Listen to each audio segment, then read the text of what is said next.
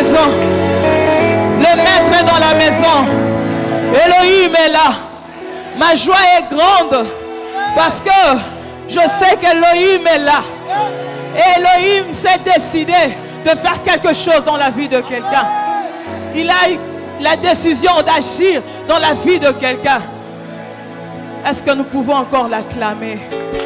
Acclame le roi de rois. Alléluia. Alléluia. Oui, bien-aimé, acclame-le. Célèbre-le. Célèbre le Dieu qui s'est décidé de te sortir de la prison. De te sortir de la prison de blessures intérieures. De te sortir de la prison qui t'a captivé. Acclame le roi de rois. Acclame-le. Que le monde des ténèbres sente que tu es en train d'acclamer le Dieu vivant. Il est là pour toi. Je bénis le Seigneur pour son amour, pour sa grâce, pour ce moment qu'il nous accorde dans sa présence. Notre Dieu n'est pas un Dieu d'hasard. Il ne convoque pas pour rien. S'il t'a appelé en ce lieu, c'est parce qu'il a de choses à donner. S'il t'a convoqué en ce lieu, c'est parce qu'il veut faire quelque chose. Et c'est ma joie. Parce que ce soir, Dieu va faire quelque chose dans la vie de quelqu'un. Anayo Kiyote. Ce soir, Dieu va accomplir quelque chose. Dieu va faire quelque chose dans ta vie. Et que cela tombe sur toi. Que tu vives ce qu'Elohim a réservé. Qu'en sortant de ce lieu, que tu témoignes la grandeur de Dieu. Qu'en sortant de ce lieu, que tu sortes avec tes colis. Que tu ne sortes pas comme tu es entré, mais que tu sortes avec quelque chose, que tu captes quelque chose. Alléluia. Alléluia. Merci Jésus. Je profite de ce moment pour honorer mes parents, Daddy et Mamie. Merci pour votre confiance. Merci pour votre amour. Parce que vous nous portez dans votre cœur. C'est tellement grand. Et cet amour nous pousse encore à voir grand. Cet amour nous pousse encore à aller loin. Merci. Et je vous dis aussi merci, si nous pouvons nous asseoir.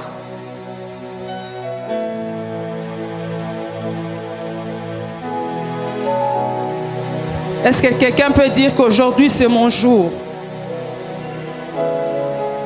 Dis-le bien, bien-aimé. Aujourd'hui, c'est mon jour. Parce que Dieu a réservé quelque chose pour toi. Dieu veut te bénir. Dieu veut faire quelque chose dans ta vie. Ce soir, nous allons parler de la guérison de blessures intérieures. La guérison de blessures de l'âme. La guérison de blessures intérieures. Bien-aimé, toute personne vivant sur cette terre a été blessée d'une manière ou d'une autre. Personne ne dira que Yenanazokate. Toute personne vivant sur cette terre a déjà été blessée d'une manière ou d'une autre. Les blessures de l'âme sont des souvenirs amers que l'homme n'arrive pas à refouler. Quand tu te souviens de la chose qu'on t'a faite, ton cœur pleure, ton cœur a des larmes. Ce sont des phrases, des événements, des maltraitances physiques, de rejet. Les blessures de l'âme est une arme puissante que le diable utilise pour détruire la vie de l'homme. Hier, on nous a dit en ce lieu que le diable ne peut pas te toucher s'il n'a pas touché à tes pensées.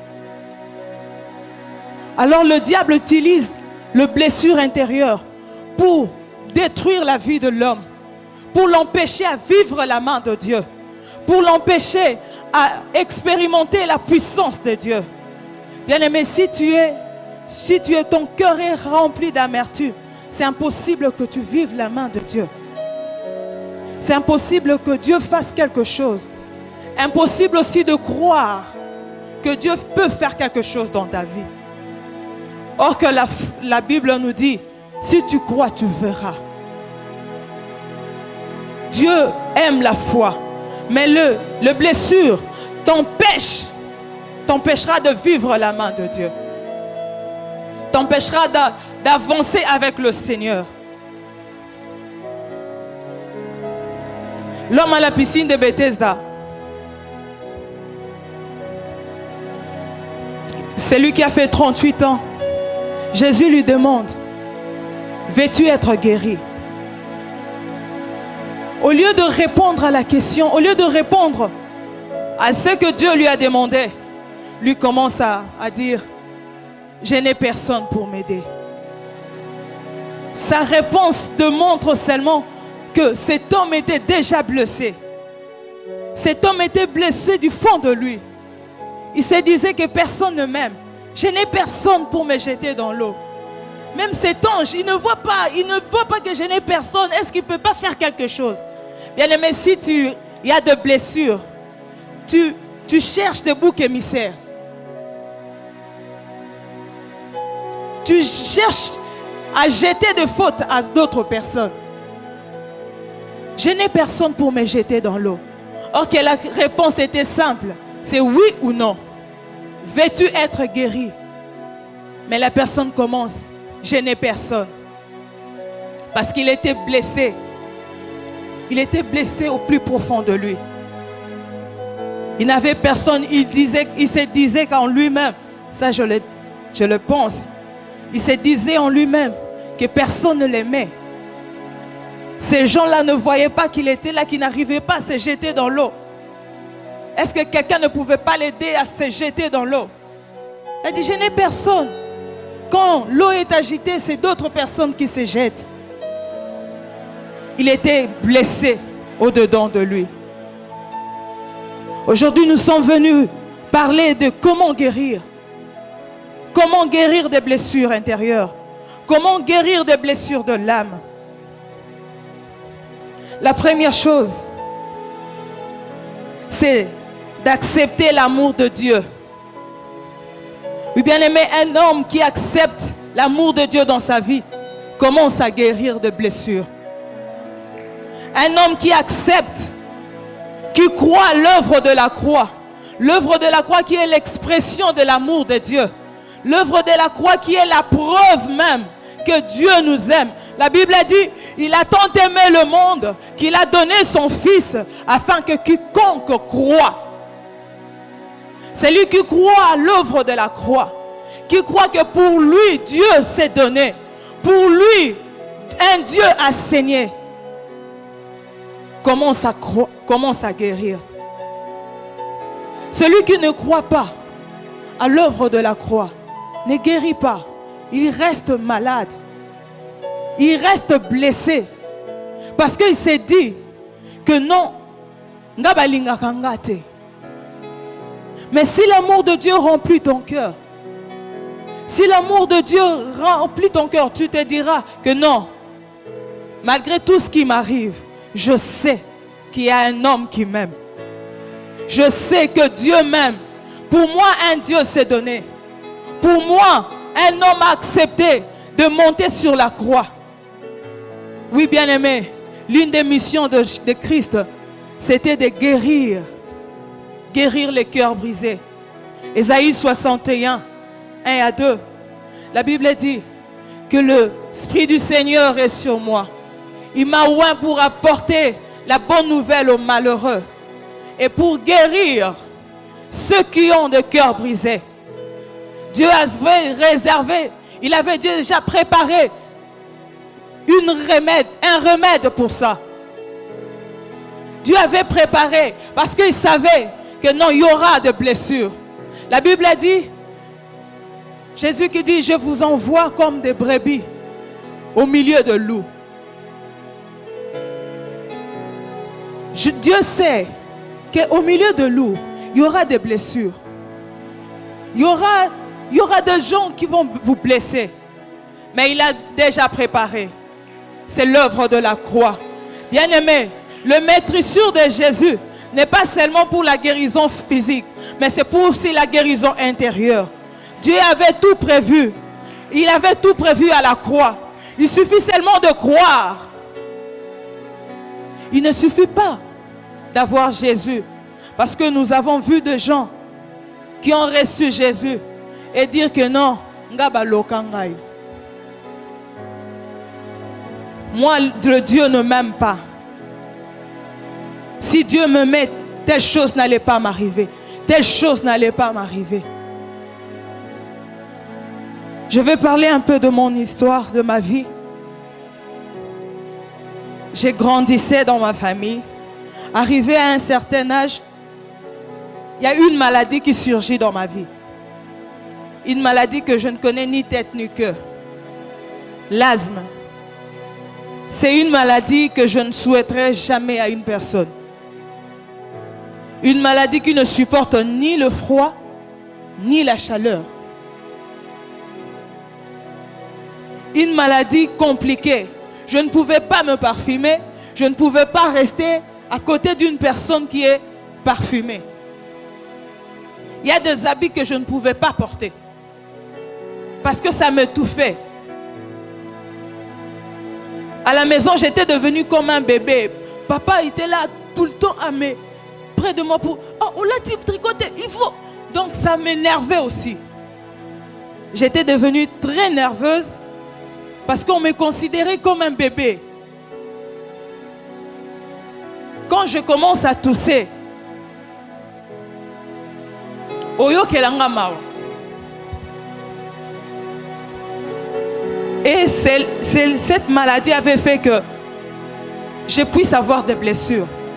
Parce que je me disais que comment Dieu peut permettre que j'ai une telle maladie? Moi qui chante pour lui. Je chantais à la chorale. Comment il peut me laisser avec une maladie, une sale maladie? Une maladie qui ne me permet pas de chanter. Une maladie qui ne me permet pas de faire ce que je dois faire. J'étais devenue froide. Je venais à l'église pour qu'on me voie. Je venais à l'église pour qu'on ne vienne pas me chercher. Parce que si on vient me chercher à la maison, on va m'exhorter que non, il y a ceci. Je ne voulais pas qu'on m'exhorte. Je me disais que Dieu ne m'aime pas. Parce que s'il m'aimait, il allait me guérir. Il n'allait pas me laisser avec une telle maladie. Je ne chante pas pour le monde. Je ne chante pas pour quoi que ce soit. Mais je chante pour lui. Mais il me laisse avec une telle maladie. Je venais à l'église pour que les gens voient que non, je suis là.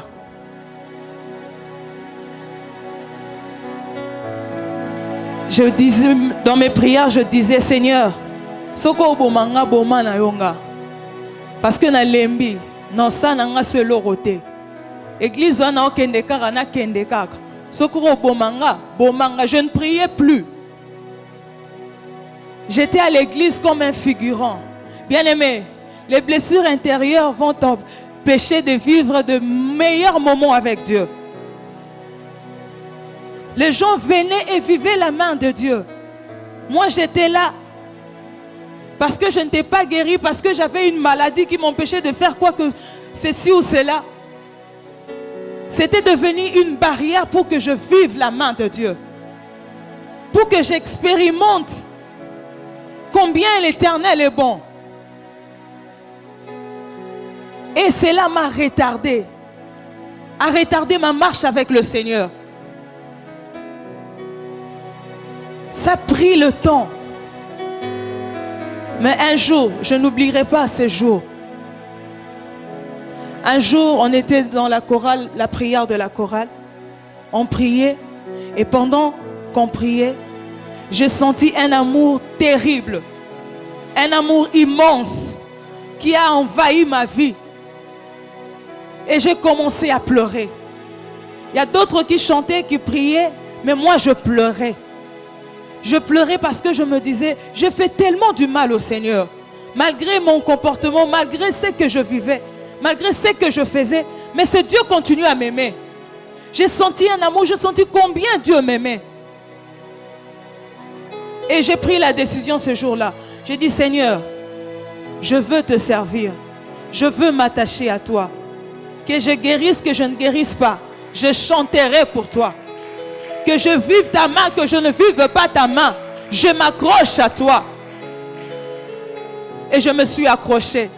La guérison n'était pas venue tout de suite. J'ai chanté. Et des fois, je toussais, je sortais. Déjà que soit bimi à quelque chose. Et cela ne me disait absolument rien. Parce que je savais qu'il y a un homme qui m'aime. Il y a un homme qui s'est donné pour moi. Et un homme qui est monté à la croix pour moi. Et par ses maîtrissures, je suis guéri. Même si ce n'est pas venu tout de suite, je sais que cette maladie ne restera pas. Les blessures intérieures nous amènent des maladies compliquées. Les maladies qu'on ne sait pas expliquer.